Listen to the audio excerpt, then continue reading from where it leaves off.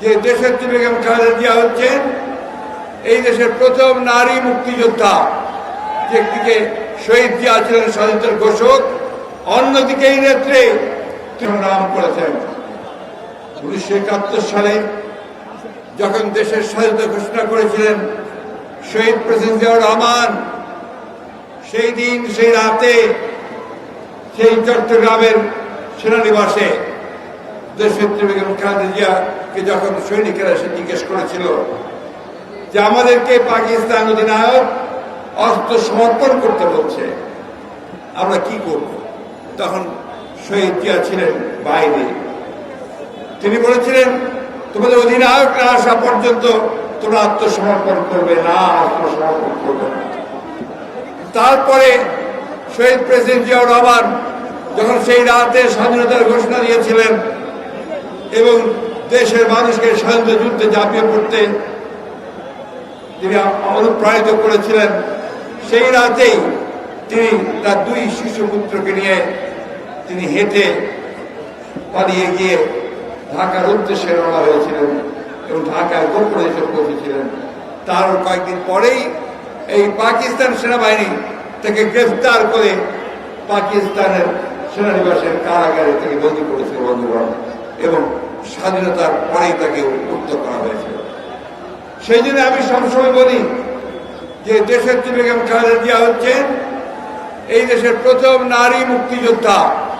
যে একদিকে শহীদ জিয়া ছিলেন স্বাধীনতার ঘোষক, অন্যদিকে এই নেত্রী তিনি সেদিন সেই যুদ্ধ ঘোষণার সঙ্গে একাত্মতা ঘোষণা করে সন্তানদেরকে নিয়ে যখন গ্রেপ্তার হয়েছিলেন পাকিস্তান কারাগারে, তখন থেকে তিনি মুক্তিযুদ্ধে শহীদ হয়েছিলেন।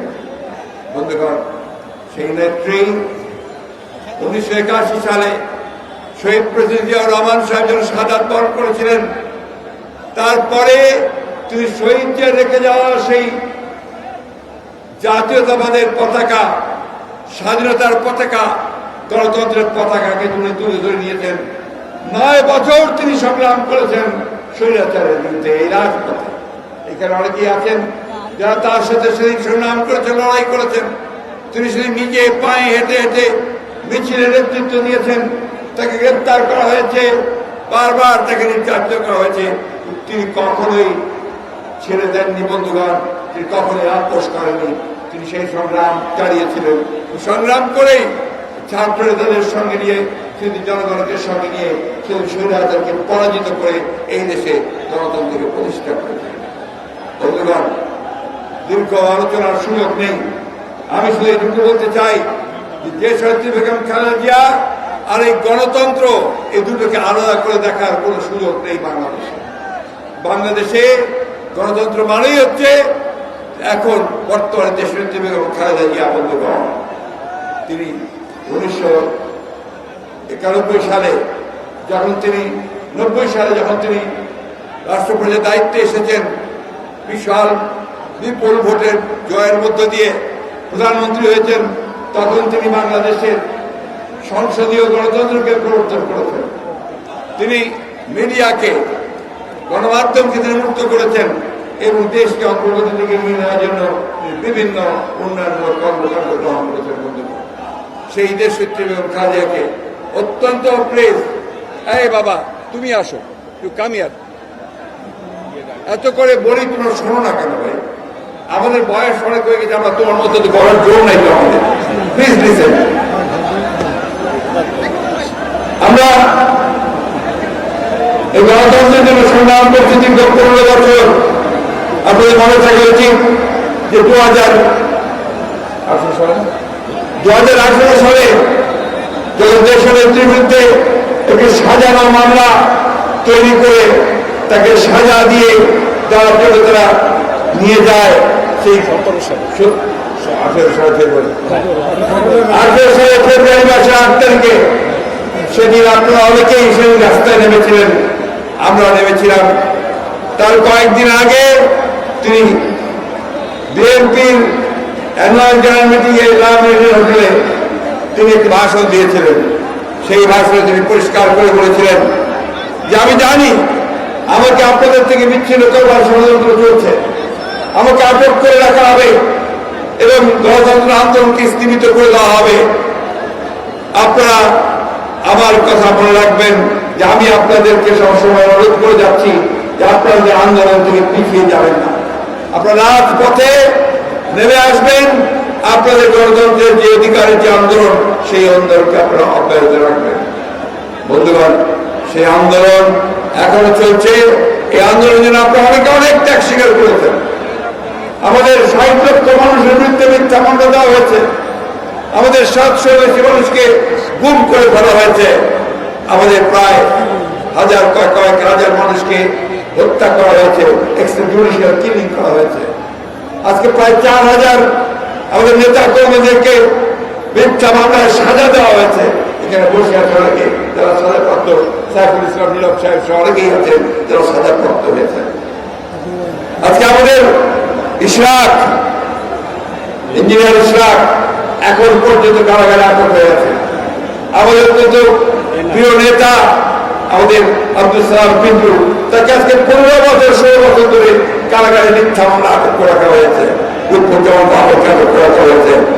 এখন ইনাম সহ আরো অনেক নেতাকে কারাগারে আটক করে রাখা হয়েছে। উদ্দেশ্য একটাই বন্ধুগণ, উদ্দেশ্য হচ্ছে যে বাংলাদেশের গণতান্ত্রিককামী মানুষ, গণতান্ত্রিককামী তরুণ যুবক, তাদেরকে গ্রেফতার করে আটক করে তাদেরকে নির্যাতন করে গুম করে দিয়ে এই দেশে গণতন্ত্রকে চিরদিনের জন্য নির্বাসিত করা করেছিল তারা। তাই আজকে দেখুন কি গোটা দেশের দিকে তাকিয়ে দেখুন, 3টা নির্বাচন হয়ে গেছে। প্রত্যেকটি নির্বাচনেই তারা তাদের দলকে ক্ষমতা নিয়ে আসার জন্য অনেক কৌশল করেছে। নির্বাচনী ব্যবস্থাকে ধ্বংস করে দিয়ে তারা একদলই একতরফা নির্বাচন করার ব্যবস্থা করেছে। প্রথমে করেছে ভোটারহীন 154 জনকে আপনার নির্বাচিত ঘোষণা করে দিয়ে একটা পার্লামেন্ট গঠন করেছে। 800-তে তারা নির্বাচনের আগের রাত্রে সমস্ত কেন্দ্রগুলো দখল করে নিয়ে তারা ভোট দিয়ে সেগুলো আমার সরকার গঠন করেছে। আর এইবার তারা 24 তারিখে আমরা নির্বাচন বর্জন করেছি। তারা যখন কোনো প্রার্থী পায় না, নিজেদের মধ্যে প্রার্থী সৃষ্টি করে তারা দামি ইলেকশন করেছে। বন্ধুগণ, এই হচ্ছে তাদের গণতন্ত্রের নমুনা। এইভাবে তারা গণতন্ত্রকে ধ্বংস করে দিয়েছে। বন্ধুগণ, আপনাদের ত্যাগ এটা অবশ্যই আজকে এই দেশের গণতান্ত্রিক ইতিহাসে স্বর্ণাক্ষরে লেখা থাকবে, কিন্তু এটাই এখন পর্যন্ত পর্যাপ্ত নয়। আমাদেরকে রাজপথে আরো তীব্র তীব্র তীব্র আন্দোলন করে তুলতে হবে। বন্ধুগণ, আমরা জানি, বারবার করে আমরা পড়েছি, আমাদের কবিরা বলেছেন যে মানুষের মৃত্যু হয় একবার দুইবার না। শেক্সপিয়ার তার কবিতার মধ্যে বলেছিলেন, cowards die many times before their death, but of all the wonders it seems to be most strange that man should die out of fear. ভয়ে মারা যাওয়ায় কোনো পৌরুষ নেই। ভয়ে মারা যাওয়ার চাইতে আসলে সাহস করে প্রতিরোধ করে তোলাই হচ্ছে একমাত্র কাজ। বন্ধুগণ, আজকে বারবার আমাদের কথা বলতে হচ্ছে এই জন্যে যে আজকে এই পরিবর্তন যে নিয়ে আসে, এই পরিবর্তন কিন্তু শুধুমাত্র আমাদের মতো বয়সী লোকজনদের দিয়ে আসে না। পরিবর্তন আসে তরুণ যুবক শ্রেণীদের মাধ্যমে। তাই আজকে আবারও বলতে চাই যে আজকে এই সরকার এই দেশকে ধ্বংস করে দিয়েছে। এই আওয়ামী লীগের সরকার একটা দখলদারি সরকার। এরা কর্মতীর জনগণের কোনো ম্যান্ডেট পায়নি। তারা একদিকে বাংলাদেশের রাজনৈতিক কাঠামো ধ্বংস করেছে, অন্যদিকে তারা অর্থনৈতিক কাঠামোকে ধ্বংস করে দিয়েছে। এই যে আমার অনেক ভাই আজকে রিক্সার উপরে দাঁড়িয়ে আছেন, এরা এখন 3 বেলার খেতে পান না ঠিক মতো। প্রতিদিন তাদের ঘরে যে খাবার নিয়ে যেতে হয়, সেই খাবারটাকে অপর্যাপ্ত খাবার, তার তেল লবণ চাল ডাল কিনতে তারা হিমশিম খেয়ে যাচ্ছেন। ভয়ঙ্কর ভাবে সেই মুদ্রাস্ফীতি হয়েছে, জিনিসপত্রের দাম বেড়ে গেছে। কেউ চিকিৎসা পায় না, শিক্ষার ব্যবস্থা ধ্বংসের দিকে নিয়ে গেছে।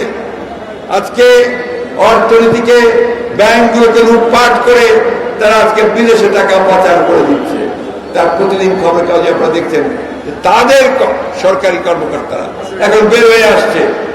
সেনাবাহিনীর সাবেক প্রধান আমরা চিন্তা করতে পারি না, সে আজকে দুর্নীতির সঙ্গে জড়িত, গণতন্ত্র ধ্বংস করার সঙ্গে জড়িত।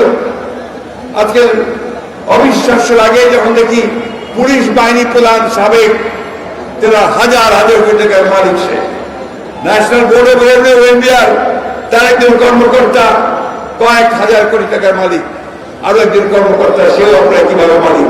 এরকম ঠক বাঁচতে গাও জাল হয়ে যাবে।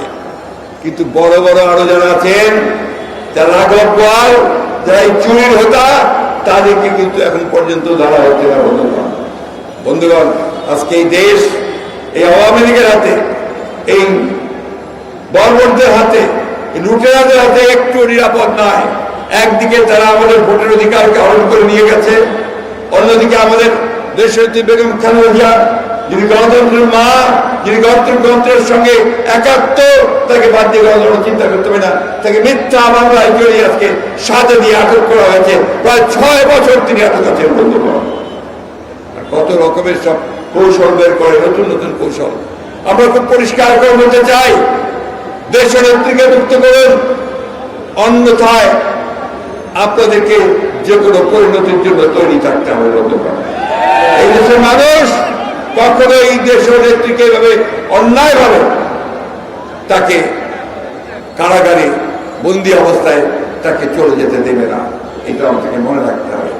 শেষ কথা বলতে চাই, আমি আজকে পরিষ্কারভাবে সকলের তরফ থেকে, দলের তরফ থেকে আহ্বান জানাতে চাই, দেশের নেত্রী বেগম খালেদা জিয়া আমাদের গণতন্ত্রের প্রতীক, আমাদের আন্দোলনের প্রতীক। তাকে বাঁচাতে হলে, তাকে রক্ষা করতে হলে, একই সঙ্গে আমাদের গণতন্ত্রকে রক্ষা করতে হলে, আমাদের অধিকারকে ফিরিয়ে আনতে হলে আজকে আমাদেরকে সকলকে ঐক্যবদ্ধ হতে হবে। একই সঙ্গে অন্যান্য রাজনৈতিক দলগুলোর কাছে আমি আহ্বান জানাতে চাই যে আসুন, আজকে আমরা যেমন গণতান্ত্রিক অধিকারের জন্য সংগ্রাম করেছি, লড়াই করছি, যুবপথ আন্দোলন করছি, আজকে দেশের নেত্রীর মুক্তির আন্দোলনকে সেই একইভাবে একীভূত করে আমরা সবাই ঐক্যবদ্ধ হয়ে সোচ্চার আওয়াজ করি। এবং তরুণ যুবকদের কাছে আমার আহ্বান থাকবে যে কে আছে জোয়ান, হওয়া জোয়ান, থাকিছে ভবিষ্যৎ। তোমাদের হাতে নির্ভর করছে এই দেশের ভবিষ্যৎ পরিবর্তন। একটা গণতান্ত্রিক দেশ, একটা সত্যিকার অর্থেই জনগণের দেশ, একটা জনগণের অধিকার যেখানে সুপ্রতিষ্ঠিত হবে, সেই দেশ আমরা আনতে চাই। আমাদের নেতা ভারপ্রাপ্ত চেয়ারম্যান তারেক রহমান আজকে সুদূরে তিনি নির্বাচিত হয়ে তার প্রতি চরম অন্যায় করা হয়েছে। তাকে মিথ্যা মামলা দিয়ে, তাকে সাজা দিয়ে তাকে নির্বাসিত করে রাখা হয়েছে। আমরা সেখান থেকেও তার বেরিয়ে আসার মুক্তি চাই। বন্ধুগণ, আমরা সমস্ত নেতা কর্মীদের মামলাগুলো প্রত্যাহার চাই। আমরা আমাদের সমস্ত যারা মারা গেছে তাদের প্রতি ক্ষতিপূরণ চাই আমরা। বন্ধুগণ, আমি বক্তব্য দীর্ঘ করবো না, আমি শেষ করতে চাই এই কথা বলে, বন্ধুগণ, বারবার সময় আসে না, সুযোগ আসে না। আজকে সমগ্র জাতিকে ঐক্যবদ্ধ করে আমাদেরকে সেই সামনের দিকে এগিয়ে গিয়ে এই ভয়াবহ দানব যে আমাদের দলকে ধ্বংস করছে, দেশকে ধ্বংস করছে, আমাদের গণতন্ত্রকে ধ্বংস করছে, স্বাধীনতাকে ধ্বংস করছে, তাকে আমাদেরকে নিশ্চিত করতে হবে। চুক্তি করেছে, আমি শেষ কথা বলি, ভারতের সঙ্গে চুক্তি করেছে। এই চুক্তিকে তারা বারবার করে, আমরা শুধু নই, আজকে দেশের যারা আইন বিশেষজ্ঞ আছেন, পানি বিশেষজ্ঞ আছেন, তারা সবাই বলছেন এটা বাংলাদেশ বিরোধী, স্বার্থের বিরোধী। আমরা পানি চাই, আমরা আমাদের অধিকার চাই, আমরা অভিন্ন 154টা নদীর পানি আমরা চাই, আমরা সীমান্তে হত্যা বন্ধ চাই, আমার যে সমস্ত সমস্যা আছে সেই সমস্যাগুলোর সমাধান চাই। তা না করে এই সরকার তারা সব কিছুই ফিরিয়ে দিয়ে এসেছে। শেখ হাসিনা আজকে গর্ব করে বলছেন যে আমি তো কানেক্টিভিটি দিয়ে দিয়েছি, তাতে কি হয়েছে, সবাই দেয়। আপনি তো সব সময় দিয়ে দিয়েছেন। এর আগে আপনি বলেছেন যে আমি তো উজাড় করে দিয়েছি। আপনি তো উজাড় করে দিয়েছেন, আমরা বাংলাদেশের মানুষ কি পেল, বাংলাদেশের মানুষ এখান থেকে কি পেয়েছে বলতে পারেন।